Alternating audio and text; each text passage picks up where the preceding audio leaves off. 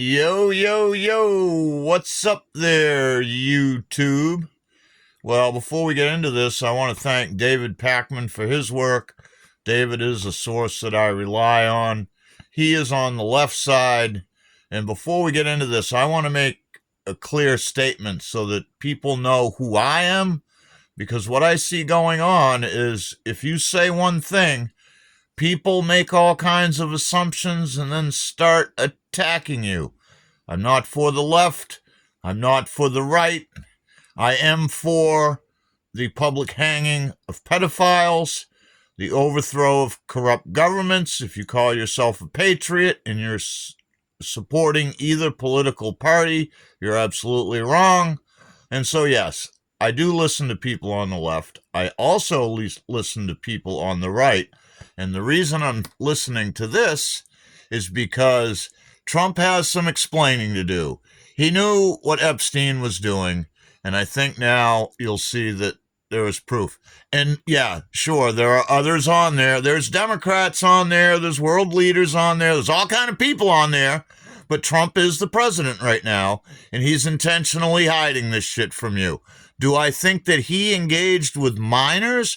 No. I think he saw Epstein as a source of young women, and he kept himself safe and stayed with the ones that were over 18.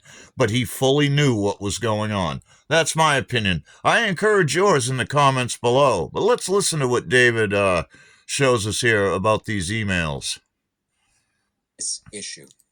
We have to talk about what just dropped from the House Oversight Committee. This is massive. House Democrats have released emails written by Jeffrey Epstein himself, which contradict everything Donald Trump has been saying about his relationship with the convicted sex offender. These are explicit claims that Trump knew about all of it. He knew about Epstein's abuse of young women or girls. And also, it appears as though there was coordination about what would be publicly said about that. The House Oversight Committee got these emails from Jeffrey Epstein's estate. They are from 2011 to 2019, meaning these were all written after Jeffrey Epstein's suspicious plea deal down in Florida. The first email is from April of 2021, and it is Epstein writing to it is from Epstein to Ghislaine Maxwell here, and he says the following: I want you to realize that dog that hasn't barked is Trump.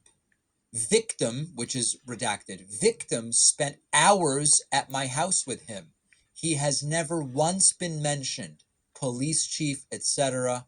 I'm 75% there. Think about what Epstein is saying here. The dog that hasn't barked. He's saying Trump is the person who could have spoken up. He could have exposed Jeffrey Epstein. He spent hours at Epstein's house with one of the victims. But Trump didn't say anything because, as Epstein then claims, maybe Trump himself is implicated. And that's why Trump hasn't spoken out, because he is accused in this email by Jeffrey Epstein of having spent hours at Epstein's house with the victim.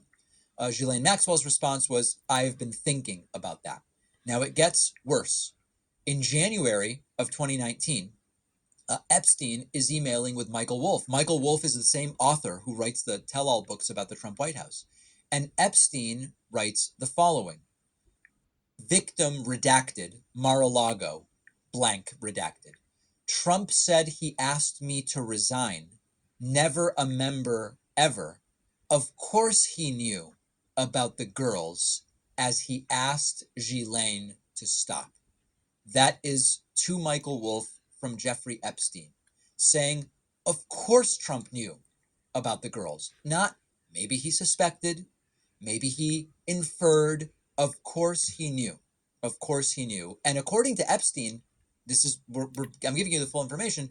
Trump actually intervened at some point. He says, told Ghislaine to stop. Now then it gets even more interesting. We have another email from December of 2015. This is during the Republican primary.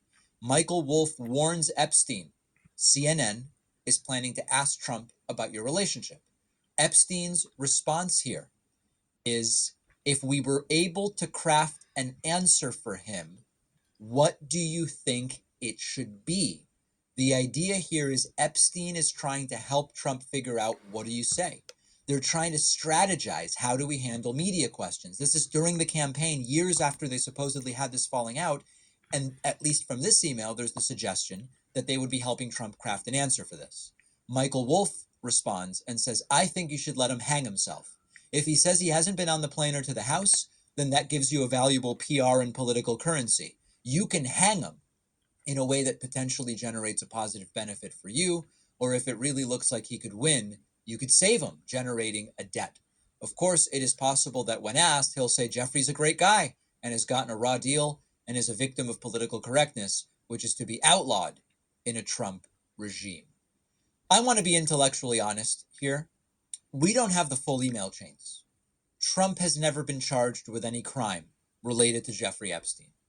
But you've got to look at the pattern, which is Trump consistently lying about and minimizing his relationship with Jeffrey Epstein. There's video of them partying together, Trump saying Epstein's a terrific guy, he likes beautiful women as much as I do, and some of them are on the younger side. The Trump administration promised to release the Epstein files, then they backtracked. They're fighting House efforts to force the release. If Trump really has nothing to hide, why not release everything? And these emails certainly That's a suggest great question, in my opinion. So there's a little taste. I think that in itself is a lot of explaining to do. I do appreciate David Pakman and the work he does. And I think in that short amount of time, you see the type of guy he is. He is on the left, but he is fair-handed. He's going to call balls and strikes. He's going to bring receipts. And those are the people that you need to listen to. I don't agree with everything he believes, but I certainly don't agree with everything that people on the right agree. I'm looking for that middle ground, because if we don't find it soon, we're not going to have any place left to stand.